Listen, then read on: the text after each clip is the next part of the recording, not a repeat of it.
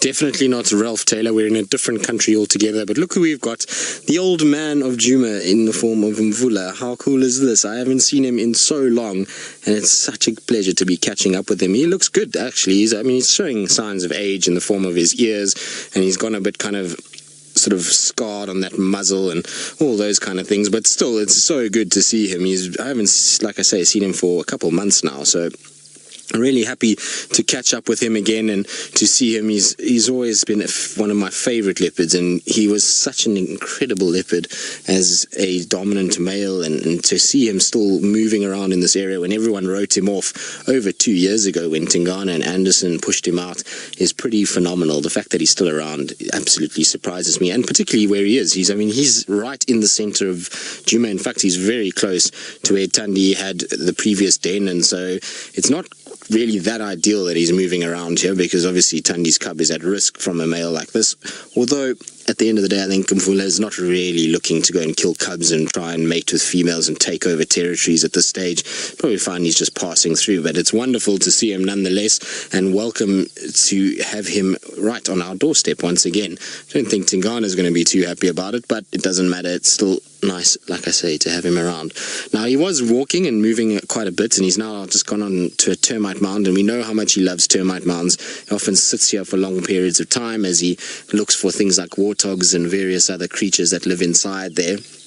And he's just kind of having a bit of a relax now. He was looking at some impalas that were in the distance, but it seems as though he's not too interested in them at this stage. Now, Scarlett, you're wondering how old Umvula is. So Umvula must be 12 and a half, going on to, I suppose he'll start be going on to 13 soon, which will be, I mean, that's about, I say 12 and a half is where he is at the moment. So he's going to have a long way to go until, well, he's not a long way to go, should I say, sorry, until he actually is really probably beyond his prime. He's, most male leopards in the Sabi Sands will only live to about 12, 13 years old, and he's already approaching that number. The thing is, though, is he still looks really good. I mean, his body condition is not bad at all, even though he's a bit scarred up and he's got tatty ears. His neck and his shoulders still look all right, and his teeth are okay, and as long as those are all right, then he should be okay to survive a little bit longer.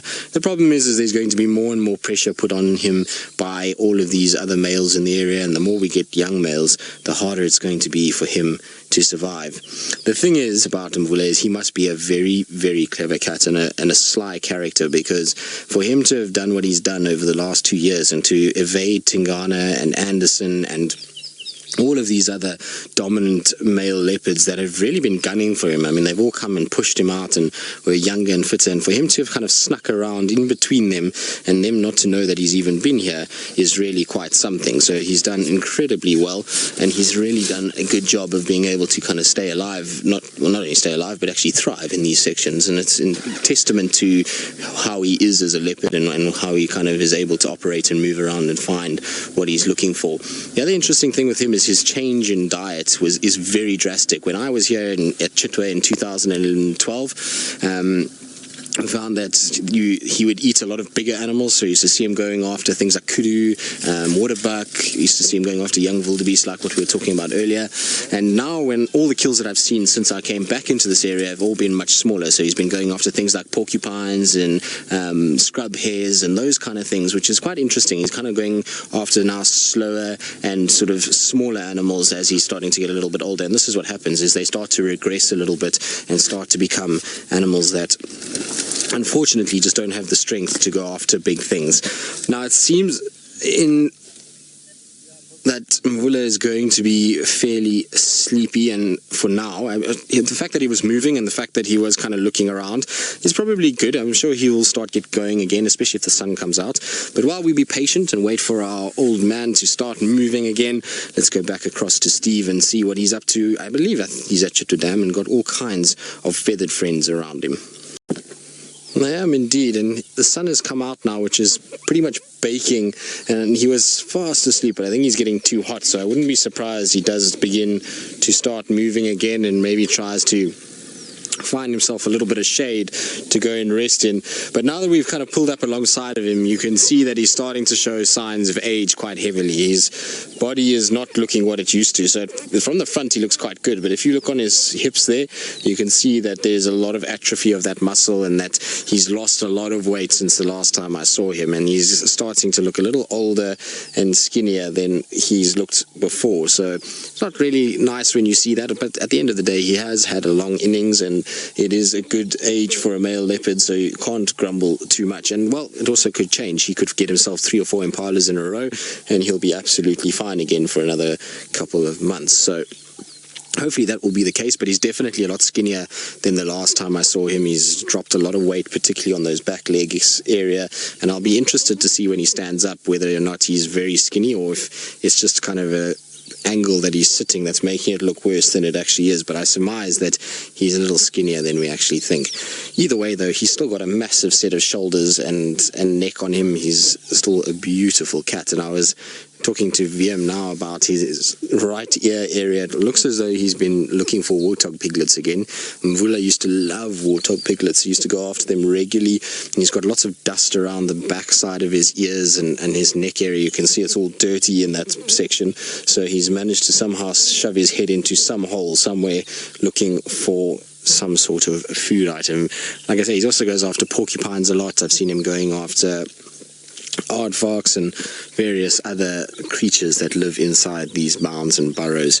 It's not a uncommon thing to watch him do it, and even his tail looks all dusty as well. He's got kind of, the black is all covered in grey dust, so I don't know what he's been doing or what he's been up to, but it seems as though he's had some sort of fun diving into a hole somewhere. Now, like I say, I'm pretty sure he's getting hot. You can see his breathing has changed as well. He's starting to pant a little bit now. Mouth is open. He's kind of trying to just cool that body down a bit, and the sun is really blazing onto him full steam ahead. And so I think if he's going to move, it will be shortly. I'm pretty certain that he's going to try and find some shade somewhere. I doubt that he's just going to lie right out in the sun. It's never the most pleasant thing to do. But look at those beautiful eyes in this afternoon light. He still has incredible eyes, even though he's an older individual. His eyes are mesmerizing. They kind of that light color, much lighter than most of the other leopards that we see out here. And his lineage is kind of quite long. There's a few males that share the same traits that he's got, and it's why Tumba always is a bit of an enigma to me, because theoretically Umvula didn't mate with Tandi at that period, so that when Tumba was born, but Tumba has so many traits of Umvula, it's scary. He's got the big ears, he's got the light colored eyes, and his general shape of his face is very similar to that of Umvula and that of a lot of Umvula's offspring. So if you compare Tumba to Wabayiza and to Bahuti and some of the others, they all look very similar. So you see he's going to yawn now, and that's often a sign that he might stand up and go.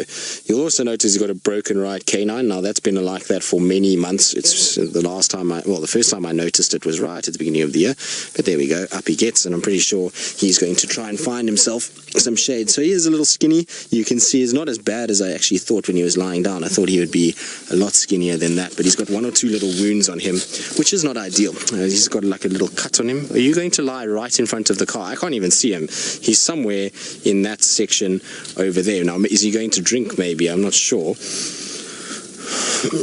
I'm trying to just lean out the car to try and see. Hopefully I don't fall. The last time we did that, we had a bit of an issue, but at least VM can see him now. I just want him to see if he's going to settle before I reposition myself, but it looks as though he might decide to go and have a little bit of a drink of water. There's also a nice shady section under one of these trees, and so maybe that's where he's headed. But let's see, maybe if we just go back slightly, Vildi. So you can see he's been around vehicles for quite some time, has Umvula, and so it doesn't really stress him too much for us to kind of move a little bit. But I just want to try and give him a bit of space. It's never comfortable to be that close to a leopard, and especially when there's a little bit of shade that he's trying to find. You can see he's lying right next to some water. Right, now that he's down properly, now I can reposition nicely and we can get a better view of him.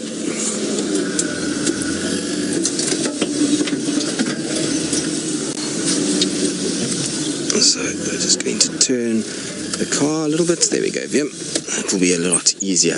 So he's found himself a small sliver of shade just on the edge of a mud wallow, and you can see why it's so tough to find leopards at the moment at this time of the year. We struggle a lot more because if you look how much water is in the bush here, and we were talking about it just now with VM, is that there's very little sign of his tracks on the road, and so if you miss the tracks and he walks into a section like this, because of how dense it is and the fact that there is water here, it's going to make it really very difficult, to find him. You'd have to try and kind of find mud wallow to mud wallow, but he's definitely on the skinnier side, and that's very kind of him to have walked the way he did to go and have a drink of water, because he's now given us a beautiful view of him lapping up that nice cool water from the side. Shame boy, are you hot? Yes, not surprised. He lay in the sun for quite some time before he decided to get up and move, and maybe in his younger days he would have moved a lot quicker, but when they're older like this, they do sometimes just sit and take it easy for a longer period, and then that body temperature goes up quite drastically, and they then have to obviously try and cool down. So water is great for him, and a little bit of shade there to drink from as well, which is perfect. So I'm pretty sure he's going to have a nice long drink before he'll flop down in the shade again and wait for it to get a bit cooler before he starts to try and look for a meal. He definitely will be looking for a meal at some point. Now if you look just above his left front leg, you'll see that there is a bit of a wound that is just on there. It's not a very big one, but right there in the middle there's a little kind of cut that's on that area. Now I believe my comms are not working, which is very true here, so we'll try and sort that out quickly. Let's have a look. Hold on, Louise, we have a pulled out earpiece. There we go. Now we're back in comms, so Louise can start talking to us again, which will be good. So he's probably going to find himself that shady section there, and he's going to lie down, I would imagine. It's a perfect spot for him to go. There we go, Louise, I can hear you now. Sorry, my earpiece pulled out when we repositioned the car, so that's why I couldn't hear you.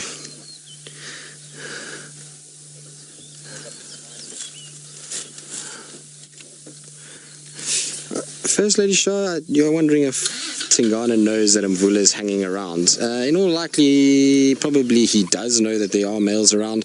Whether he knows it's Umvula, I'm not quite sure. Tingana will know that there's pressure on him at the moment from multiple different males. He's got issues with this young male that's around. He's got a situation where he's got, Umvula, there's quarantine, there's Fasana, there's Tamba, so it's not just Umvula that's around, and Tingana knows that, so he's going to be moving around quite a lot to try and sort of figure out who it is and try and push them out. The thing about Umvula is he's very clever, is that he doesn't scent mark, he doesn't vocalize, he doesn't cause any kind of stir that would attract Tingana to that area and cause him to try and kind of chase after him. So he's clever in that he just sort of is like a ghost, and he just moves around in here without trying to attract too much attention to himself. But definitely if Tingana walked down the road now, he would have picked up Umvula's scent and then followed it to try and see where he is. But he's found himself a nice little shady spot. I don't think he's going to be up for much longer. I think he's probably going to go crashing down for a little nap, but I'll try and reposition to see if I can get a better view of him and exactly where he's sort of lying down. Hopefully we'll be able to see him nice and clearly. While I do that, and while I find a better spot to sit, let's go back across to Steve, who is taking a leaf out of Steph's book, and he seems to be admiring some big tall trees. Well, no, not quite. Umvula is fast asleep, so very little excitement at this stage. The old man has walked quite a long way since you last saw us. He's walked long and hard, and of course now that it's time for you guys to come and see him walking, he's now flopped over and had a good nap. So now he's decided he's found himself a comfortable spot. This is where he's going to rest for a while longer, but like I say, we've walked almost to Philemon's Dip now, so he's come from Twin Dam side all the way through this block and kind of negotiate through that way, and has decided that this is where he's going to rest for now. I wonder if it's maybe because there's some sort of signs of holes in the ground here, so maybe there's warthogs or porcupines or something that he's picked up on that he's decided he's going to nap here. You can see there's a few holes there that he's lying very close to, and he kind of walked past it and then turned and came and lay back in this area. So I'm not sure if it's that or if it's just a nice cool spot. The thing is though, is when the sun is out, it is hitting him on the side, and so I wonder if he'll get hot again like he did on that termite mound and then start to move around and maybe start heading down towards sort of Philemon's dip side itself, or even maybe up to Quarantine. If he goes up to Quarantine, well, we know that there's a number of wildebeest up there that he could potentially go after.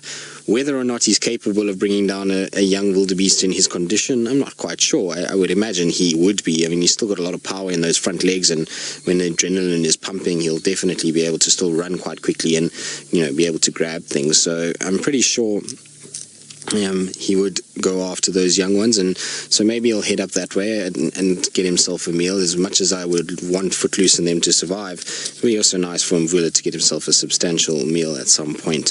It's definitely needed, and if he's going to survive the summer period, he's going to need to eat very, very well. What surprises me, though, is that I would have thought, given the amount of lambs and baby animals that we've had around, an old experienced male like this would have taken advantage of that, and that he would have been in slightly better condition than what he is right now. And suppose we are late in the birthing season now for things like impalas, and maybe this next wave of impala births that we will get, because remember, there's almost 2 sort of ruts within the impala population, and particularly this last year we had them rutting very late, all the way into June, July, which would mean that we'd start to see another couple births around this sort of period, so January, February. So maybe he can take advantage of those and be able to get himself a good meal at some point. But he'll need a couple baby impalas to try and get some of that weight back on once again, because it's going to just keep getting worse the longer he doesn't eat, and so he's going to need to find some sort of food at some point. You'll find he'll also start regressing back to what we saw from Hosanna when he was younger, is that he was, you know, eating terrapins and tortoises and monitor lizards. So you'll find Umvula will start going after those things just to try and get by until such time as he can get himself something slightly bigger, and he's probably going to start scavenging. So even if he comes across somebody like Tundi on a kill or Shadow on a kill, you might find that he'll scavenge from them and try and take it. And like what we saw with the wild dogs a few weeks ago with Noel, where he came running in to try and grab them. Right, well, he's still sleepy, he's still taking it very easy. There's a few flies bugging his ears, and the sun hopefully is going to come out again just now, which might drive him to start walking once again. If he does, though, it would be quite nice. It would be nice if he moves out into a slightly better spot than he's lying at the moment, because he's got a bit of a difficult visual. But while we sit here and wait, let's go back across to the Mara and Taylor with a beautiful view. Well, no, he seems to keep doing this to us. Every time you go away, he puts his head up, and every time you come back, he's fast asleep. So I don't know why he's in that mood, but that's the way it is. I think something just piqued his interest, and he was just looking around for a few minutes and back down to sleep at this stage. But I don't think he's going to be down all afternoon. I think we're going to see him starting to wake up. It's getting a lot cooler now, and definitely the sun is starting to kind of dip a little bit, and so hopefully that's going to mean that he's going to start waking up a little bit and start moving around and looking for some sort of food item. He's a cat that is interesting to follow. I've spent some really cool sightings following this guy. I once had a really cool sighting of him on Simambili, where we followed him around, very similar to this actually in the afternoon. He was looking very skinny. It was about, I would say, about a year and a half ago. He was looking skinny like this, and he didn't really look very good at all, and everyone kind of thought that was going to be the last of him. And we followed him around much the same, and he was walking and kind of flopping down and not really paying too much attention to what was going on. And he went and found a little pan where he started to drink. Next thing, he kind of ears perked up and pricked up a little bit, and he kind of went ambling off towards this termite mound, and then just bolted inside the hole of the termite mound, and there was much commotion, and next thing he emerged with a porcupine, and he was holding the porcupine in his mouth, and the porcupine was squealing and squirming, and he then was managed to kind of kill it and able to feed off it without getting any quills in his face or anything like that. It was actually quite amazing to watch. He just kind of dived in, and there was just sand everywhere, and like I say, this porcupine came out and was not very happy to be dragged out of its hole, that's for sure. And there must have been another one inside there, because once he killed that one, he didn't stop. He went back in and started excavating out, but he just, I don't think, could get to the other one, and then decided to come back out and start feeding off it. And surprisingly, it's amazing actually how much meat is on a porcupine. Everyone always kind of looks at a porcupine and thinks they're mostly quills, and yes, they are. I would probably say that at least 70% of the body is hair and quills and those kind of things, but there's actually a surprising amount of meat on it. He fed off that porcupine for over a day, so he was still there the next morning and that afternoon, and then he finished it up. What I will say, though, is a porcupine is a very, very stinky dead animal. So there's certain animals that smell, and they smell quite bad, and then there's other animals that are just on the super scale of stinky, and a porcupine is on the super scale. I think it's because it's got quite a lot of fat layers around those quills and sort of subcutaneous fat that's there, and it just really stinks a lot. It's much like a hippo and an elephant in the way that they smell. They really are seriously pungent when they're dead. So it was pretty incredible to watch, though, how he went about it. And then from there, he just went on this streak of porcupine kills. We saw him in about the next 2 weeks. I think he had about 3 or 4 other porcupines.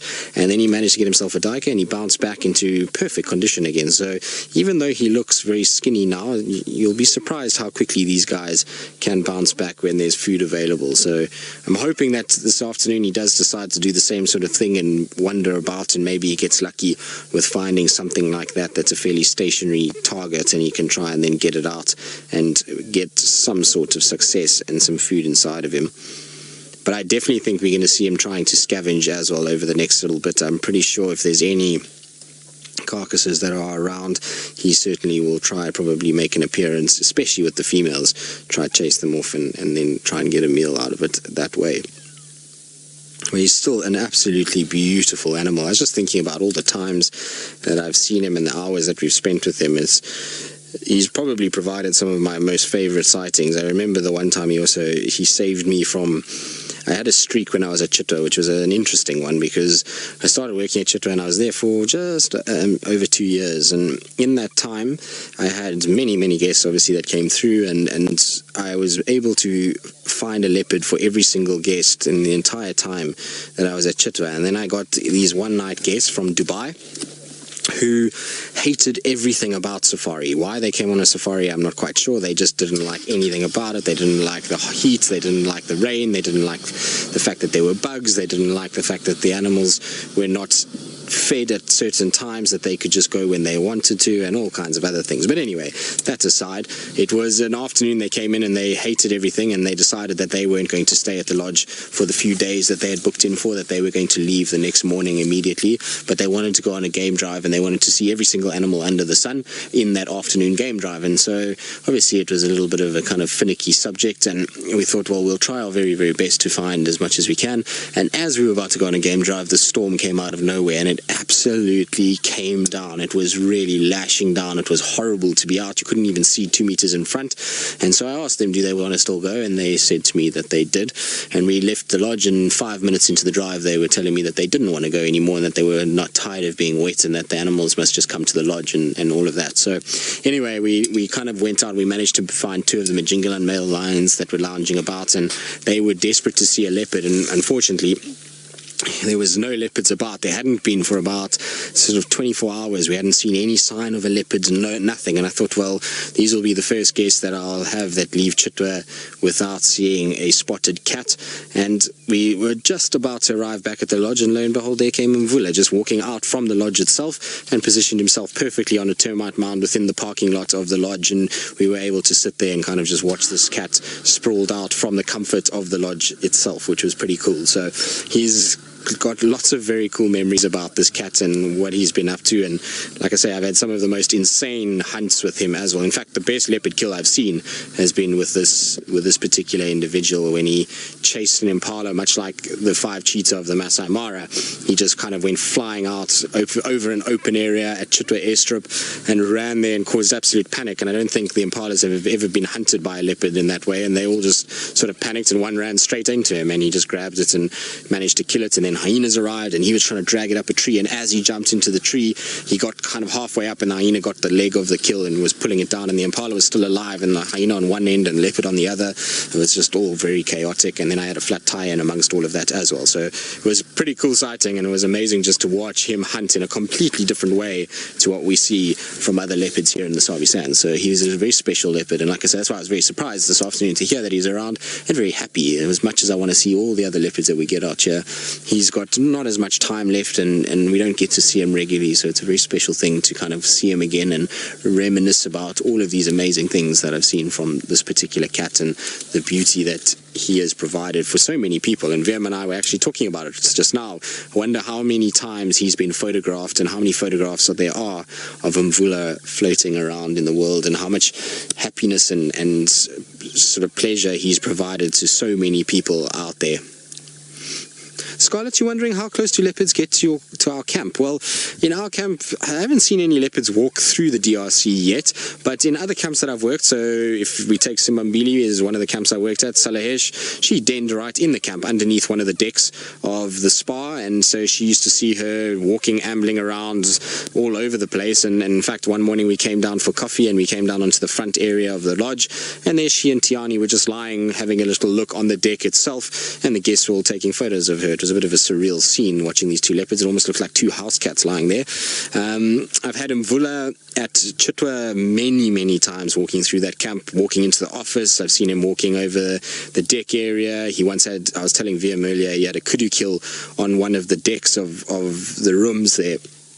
And he made an absolute mess, and not because of the fact that he was trying to, but he had this kill, and he then dragged it up onto the deck of the suite, and he then pulled it over the chairs and left blood and guts all over the chairs itself. He then decided that he needed to scent mark on every sort of bit of furniture that was out on that deck, and peed all over the cushions and everything else, and then took the carcass into a tree that was overhanging the swimming pool. So bits of bone and things that fell into the pool. It was a bit of a nightmare to actually clean it up, and it was funny because there was guests in that room that were there for 3 nights, the entire 3 nights that he was there, and that they couldn't use their deck, and they actually went to their travel agent and complained that there was a leopard outside and that they weren't able to swim or sit outside the whole time that they were there. You would think that they would have been quite happy to have had a leopard sitting outside their room every single day. They just woke up and there was Umvula lounging by the pool and having a little look at them, and they got some crazy footage of him just kind of sitting on the other side of glass, just looking at them and having a little drink from the pool. It was really a very cool sighting. So he's been around a lot. I've had Tandi all over Chitwa camp before. I've spoken about it before when she came into my room once, or twice actually. The first time was a lot deeper into my room than the second time. The second time she just came to the doorway and went. But so leopards are very frequently around the camp. Here at Djuma, Karula used to be always in and out of Weatela and Gallagher, and she used to be under the decks. In fact, she used to keep her cubs there fairly regularly. I know Induna and Mishu and Shivinzi and Shavambalana, both of them spent a lot of time around the camp itself. So, the leopards become quite at home with camps. So as soon as they're habituated and they realize that, people aren't too much of a threat, then you find that they actually aren't too sort of stressed about walking through camps at night and even during the day sometimes. So it is something that you have to be aware of and have to be a bit careful of at times. And particularly when you get leopards like this, older leopards will sometimes come into camps because there's the ability to go and try and get into bins and those kind of things.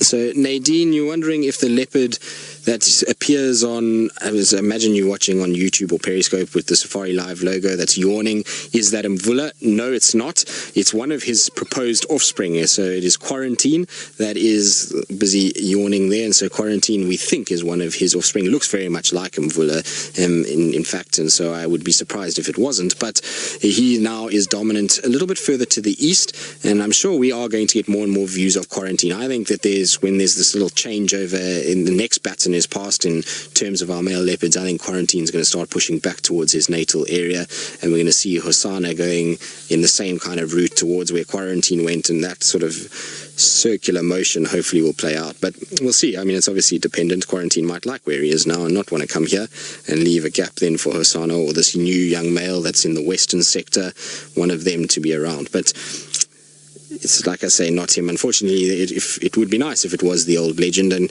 I would think it would be great to actually have all of the male leopards that we've seen on Safari Live since the beginning and see kind of portraits of all of them. But unfortunately, the way technology was and things, I don't think we have many good quality portrait photos of Mvula Jan and Jordan, well, the original Jordan, and then Yambilu Jordan. So there's a couple of ones that are missing. And then there was an old male. I'm not sure if any of you remember this. Maybe some of you that have been watching for a long time remember a really old male leopard that came through a few times. I think he was seen twice on Djuma, and then he's seen a few times in the west, but he was very old, and he actually eventually ended up going all the way down to Lion Sands, and he disappeared down there. And he was quite famous because he climbed a tree in Londolozi, and he went up right to about 30 meters up and went and raided a fish eagle nest. So there's a video of him doing that. But those are the only sort of old male leopards that we've had, or older, more dominant male leopards that we've had on Djuma. But it would be really cool just to kind of put them all together and see what they all look like over the years. It would be, I think, a very nice little thing to see. Anyway, let's carry on sitting with Umvula. Be patient. We never know how many times we're going to get to see him more in his life, and so it's better just to sit here and enjoy as much as we can. Plus, there's not really much else going on, so there's nothing better than sitting with a leopard. Hopefully, he'll get up and moving. But while we do that, let's go across to Steve, who I believe is doing his best impression of Umvula and is just chilling. Well, I don't think so just yet. I mean, we repositioned ourselves completely. We've come around to the other side of where we were parked to just try and get a better view of his face, and hopefully if he puts his head up, at least be able to see him. But you can see he's still very sleepy. I don't know if he's going to wake up anytime soon. I think maybe he's been moving quite a bit during the day, given that he was found walking on the road, and then we followed him all the way to this section. And also, you never know, maybe there's something that's underground here that he's just waiting for it to come out. So it could be that's why he's just having a rest. I don't know if he's going to be too active, but we'll see. There's another vehicle that's on its way to join us, and so maybe when they arrive, that might stimulate him just to poke his head up and have a little look around, and so we can see him. But you can see there that he definitely is in need of a meal, and you can see that there's that sort of atrophy around the hip area. It's a common thing to see on older leopards. I remember Safari and Mvula Male, they both ended up looking a little bit like that, and it is sad to see it, but you'll be surprised. I mean they put it on quite quickly again, so once they have that sort of loss, if they just can get food, then you'll find they'll actually start to kind of put that muscle back on, and they tend to be okay. But eventually it's going to get to the point where he's just too old to actually do it.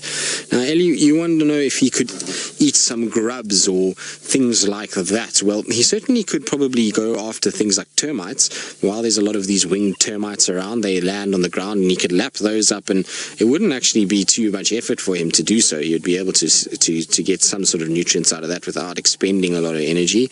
And I have seen leopards do it before out of a just sort of, I think, more out of opportunity than anything else. But so you could go after that. In terms of grubs, no, I mean, they're not designed to try and dig up grubs and break open bark and those kind of things. They don't have the claw structure of something like a honey badger that is able to do those kind of things, and so I think it'll be a little tough for him to be able to get to that. What you can try and go after is also things like terrapins, tortoises, catfish, monitor lizards, birds, and then the odd, big antelope in between that he might be able to luckily enough get to. That would probably be his best bet. And then, like I say, also just scavenging off any possible potential kills that might be around. So anything like a buffalo kill that's maybe left and there's still a bit of nutrients, so almost fulfill the same role as what a group of hyenas would fill, and just try and kind of get into that. The problem with that is that often there's either lions around or there's going to be hyenas, and in his state that he is in now, he's not going to really be too much of competition for hyenas. They will be able to chase him off quite quickly. So I think his best bet is just to try and find smaller food items, try and get things like scrub hares and various other small animals like that, and just try and kind of keep getting nutrients, and then also just try and bump into the odd leopard for a scavenged meal from time to time.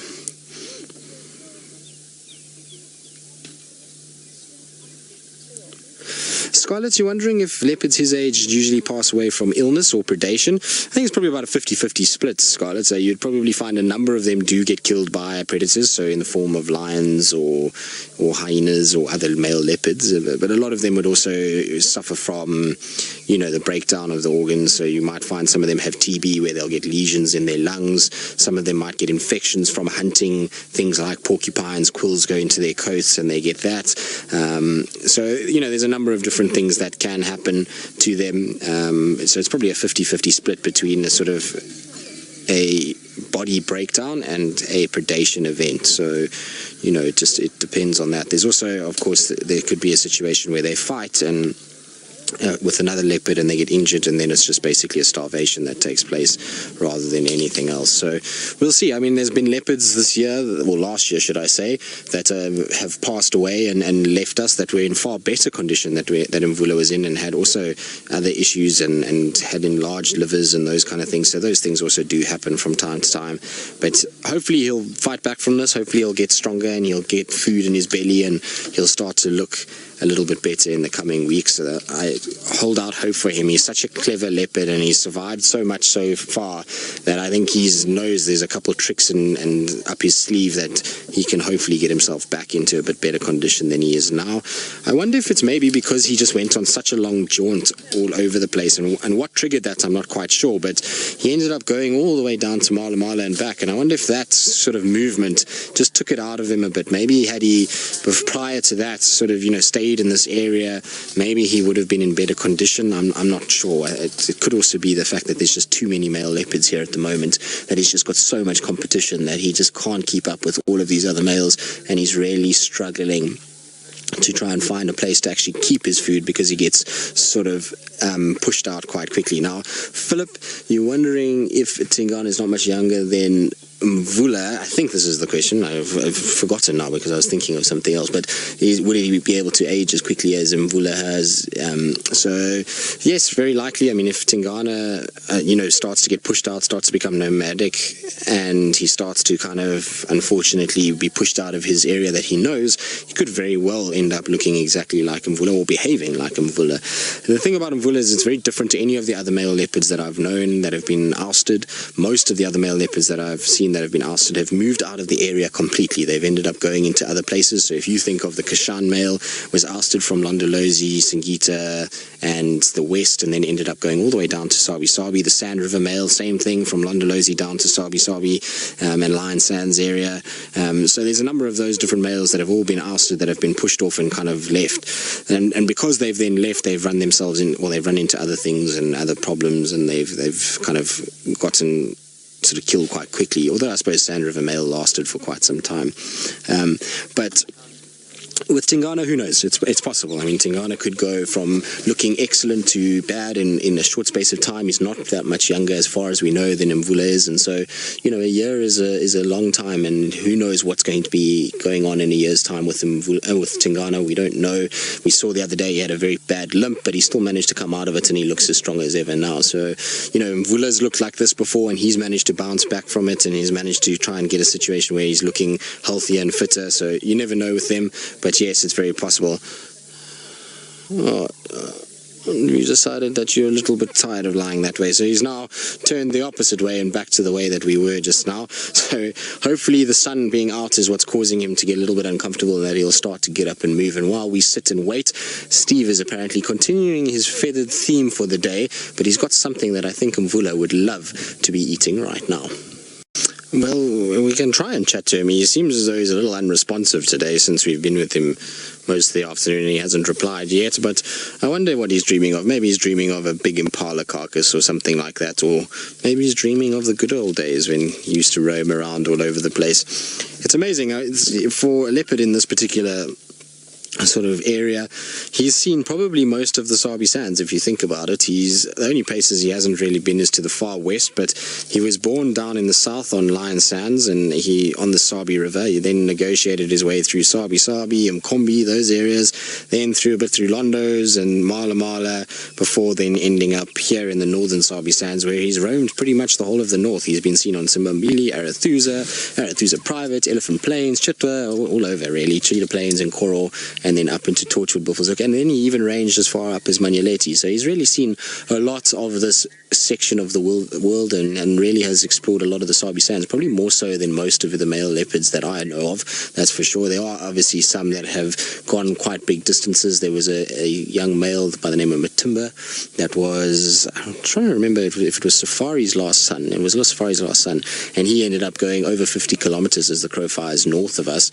into the Timbavati and became the dominant male there in the Timbavati. So there are a few other males that have traveled like he has, but in terms of Sabi Sand kind of males, he's definitely done probably one of the biggest sections of the Sabi Sands.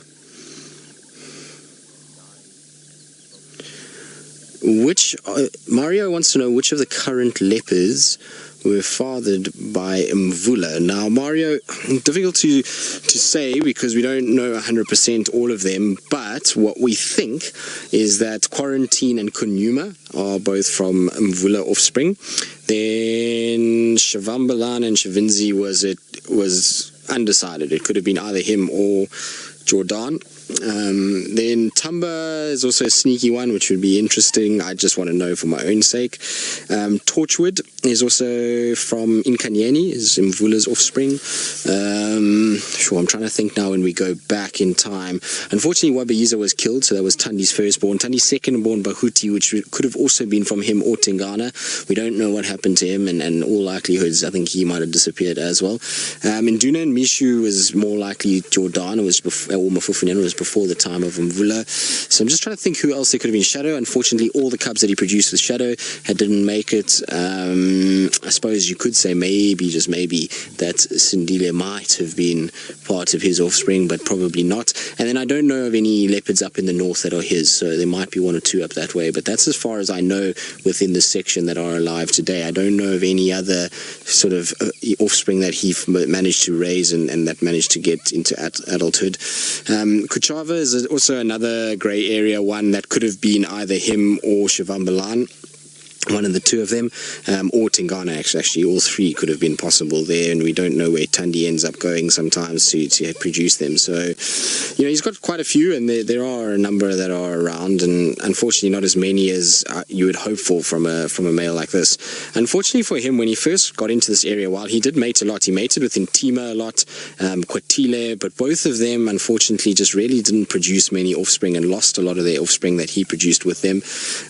And then he took a while to actually kind of become dominant. He had to compete with Mafufunyan for a long time and Yambilo Jordan, and when he first got here, a lot of the females had already got cubs, and it took a long time until he actually started fathering offspring quite a bit. So at least he looks, in terms of the Karulan lineage, he could potentially be sort of 2 generations there, and then he might have done almost 4 generations with Tandi. So when you think about that, that's a good innings for him, and he's done really well. It's just that he didn't have access to that many females in his particular territory, which sounds quite strange, but he really only had Tandi, Inkanyeni, and Karula mostly, a little bit in Shadow, because once Intima disappeared, then Kwatile spent most of her time more to the west in Arathusa, which was Tingana's territory by then, and there was Ostrich Koppies then also passed away on Mala Mala, and so it left a bit of a void for him, so he didn't have that much access to females,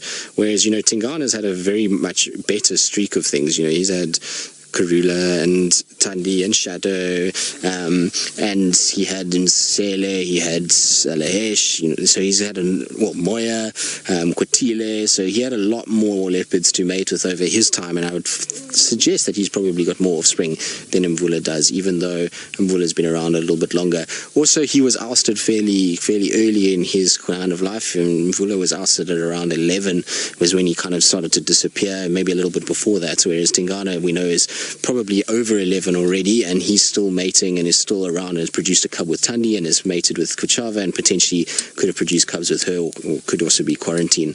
He's the dad there as well, you never know. So he's done, Tingana's done pretty well as well, and we've been lucky that in this northern sector the male leopards have been fairly sort of good to us, and it's not been like the lions where there's been these massive changeovers very, very quickly. Most of the male leopards have spent quite a bit of time in these areas. Mafufunyan and Yambilo Jordan were legends that spent long periods here, and then Umvula, Tingana on Djuma, and now hopefully the next generation will hopefully be something like Hosana and Quarantine. It would be nice if the two of them were around to stick through. Right, so Mvula still sleeping, still taking it very easy. Hopefully he's going to wake up. We're going to spend the rest of our afternoon with him anyway. The sun's starting to get to a beautiful time now, and the light is amazing, so it's the perfect time for Mvula to put on a really good show. But while we wait for that, let's go back across to Steve, who I believe has found something that is not feathered, surprise, surprise, but is rather large and rotund. Indeed I do. He's still very sleepy, and I don't know how he's sleeping the way he is. His head is kind of like bent over down a sort of slope, and he's kind of rounded off on top of a little bump there, which can't be super comfy, but the light is at the most perfect point right now. So if he's going to get up and give us a show, it would be amazing if he did it at this moment, because it's kind of being filtered a little bit by the clouds, and there's this beautiful gold hue that is just kind of coming through, and particularly with the greenery that we've gotten over the last little bit because of the rain, it's kind of reflecting that light all over the place, and it is absolutely beautiful out here. So I'm hoping that he decides to get up and move. It'll just be so nice to watch him kind of go through some golden lit grass and kind of see him going along his way, and maybe down even onto a road so we can see him kind of striding down one of the roads of Djuma again. But at this stage, he's still very, very sleepy. He's still not really moving too much. There's also a breeze that's picked up now, which means that you'll probably find the insects are not going to bother him too much. He's also not going to be worried about heat now. It's cooling down very quickly. In fact, the breeze is quite cold, so I don't think we're going to see a situation where he's going to start moving really anytime soon. There's no reason for it anyway. But look at those ears. You can see how many nicks and cuts they are. He always has had quite tatty ears, so even from the beginning, you know, when I first started to see him as a 5-6-year-old male, he was already had a few cuts and scrapes, but they've definitely gotten a lot more tatty. You can actually see 1 or 2 of those biting flies that are busy crawling around on the back side of that ear and just kind of feeding off little bits there and making themselves a bit of a nuisance, and he'll flick them off every now and then when they get too irritating. You also notice then they're on the back of the ear, it's not as irritating. It's when they go down into the ear itself, I think that's when he really gets kind of quite frustrated by it, and that's when the ear flicks itself. But imagine all the stories those ears could tell, and all the sort of insect life that has been on those ears. Imagine how many different sets of legs of flies and ticks have been on that ear and have made a landing, much like the moon landings that people talk about. I wonder how many have been on there. It would be interesting to know how many sets of feet have stepped on the ear of Umvula. Now there's a car that's about to start, so hopefully that's going to mean Umvula is going to pop his head up and hopefully give us something to look at, but I don't know if he will. The vehicle that's here is a very quiet vehicle. Now that might sound very odd, but we get different types of vehicles out here, and there's one that is a petrol vehicle much like ours, and so they are much more quiet, and maybe that will mean that Umvula will stay sleeping.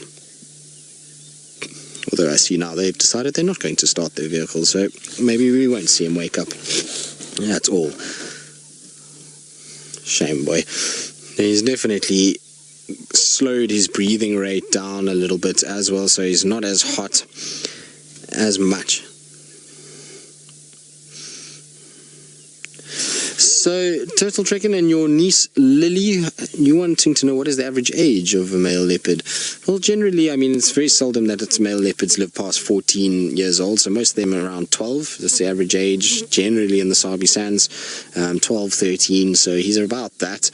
And the reason why is because of this is what we've discussed pretty much the whole afternoon, is that they get thrown out of a territory, they come across a number of other males, a number of hyenas and lions as they try and be nomadic, and it makes life a little bit difficult. It's also, you know, they don't have then favorite hunting grounds or, you know, areas where there's water, and so they have to move a lot more to find food and water because the ideal territories are all occupied by younger individuals, and that means that they put a lot more strain on their body. Plus, as they get older, things just don't work as well as they used to, and they're not able to be as fast and those kind of things, and so when they reach about 12 years old, generally they've been ousted by younger sort of 5-6-year-old males, and either they've caught an injury from it, or they now have to go and search for a lot more stuff, and that's why they end up in this condition and why their lifespan is a lot shorter than the females. The females tend not to have as much competition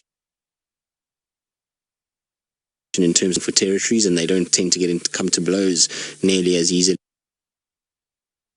I've thrown that book right out the window. A lot of our females last year that disappeared, none of them were at the average age that they should be. So normally females around 14 to 15 years old is when they start disappearing, but last year most of them were disappearing at around sort of 12. So it was a little bit of a shock to see some of our really kind of well-known females to go last year, particularly Salesh and Karula. You know, both of them kind of disappeared at an age where we thought we still had a few more years with them. So it's about 12 years old is kind of, I suppose, the general now for the Sabi Sands, both male and female over the last year, and hopefully he'll be an enigma and will come back from it and last and go well into 14, 15 like the Campan male, and there's been others before him that have also done that. that, so hopefully he'll be one of those that gets into those ages. But it's hard to see him lasting another 3-4 years when he's in condition like this. I don't know if this will be his last year. Who knows? Maybe I'm going to be proven wrong. Like I said, I've seen him in condition like this before,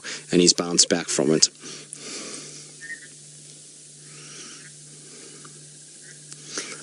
Christine, you're wondering if he's sleeping longer than usual because he's a bit older? Debatable. Maybe. I mean, maybe he's tired, his joints and things are a little bit sore, and he just can't really kind of get around as much. It's possible. But I've seen Tingana sleep like this. I've seen Anderson sleep like, well, maybe not Anderson. Anderson's a bit of an enigma when it comes to these things. He just goes all over the place and moves around. We know Hosanna the other afternoon when it was hot, he was also sleeping. So it depends a lot on weather conditions. It depends on what's going on around them. At this stage, he doesn't have any food source that he can go and chase right near him. It's also been quite warm this afternoon, and so he's just been resting. I'm sure tonight he will move around and he will go through a situation where he's able to sort of try and find some sort of a food a lot more, but maybe he's older, he will rest a little bit more. We saw with Tingana when he was a bit under the weather, and so when Tingana had that sore paw, he spent almost 5 days on Djuma, and we found him every single day. And so they do rest up a little bit when they're a little bit under the weather, and you find that they then try and find somewhere just to take it easy. Right, Umvula looks as though he's gotten himself into a place where he's going to sleep even longer and take it very easy. So while we kind of sit here and hope that he'll give us one last show and pop his head up, let's go back across to Steve, who I believe is slowly starting to meander his way back to camp. Well, look at that. Mvula has obviously realized that it's that time where he now needs to poke up his head and have a little look around, and hopefully he'll give us one last kind of stare over his shoulder, and we can get those beautiful aqua-colored eyes reflecting in the golden light. There's a way of kind of just finishing up our day. There's another vehicle that's just joined, and so maybe that's why he popped up his head. I was hoping that he would, and maybe we'll see him decide to yawn and stand up. It would be nice if that was the case, but he's just kind of sitting at this stage, just watching the ongoings and listening to what's happening.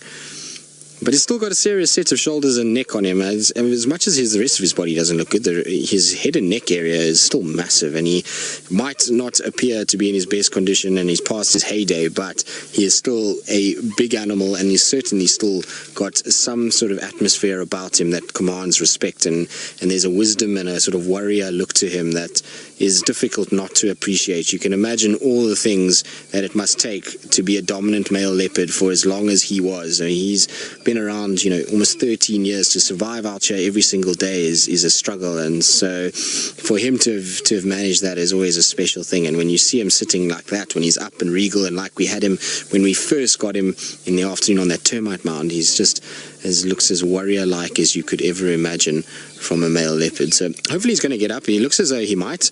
Well, you're going to turn to face us, boy, for one last time. Well done. Good guy. But look at that. He's still a beautiful individual. And now that the light has become a little more even, you can see how incredible those eyes are. When he was younger, he had the most special eyes. Very kind of bluish color. And there you can just see a little bit of that light color as he looks off into the distance. And his long eyelashes. It's not every day that you get to see the eyelashes on a male leopard. And look at the nose as well. The nose is working incredibly hard as he tries to pick up whatever is on the breeze.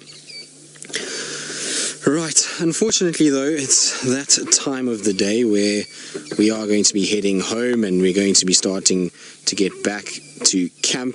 It's been an absolutely wonderful afternoon to spend it, and for us to have Umvula just to turn like that in the last little bit is almost just as good as we could ever ask for in this golden light. So thoroughly enjoyed my afternoon with Umvula, and I'm sure it's been a wonderful afternoon for all of you with all of the things in the Mara, and Steve with all his birds, and Elephant and Umvula, our old boy. So from all of us, it's been an absolute pleasure having you, and we hope to see you all tomorrow morning on our sunrise safari.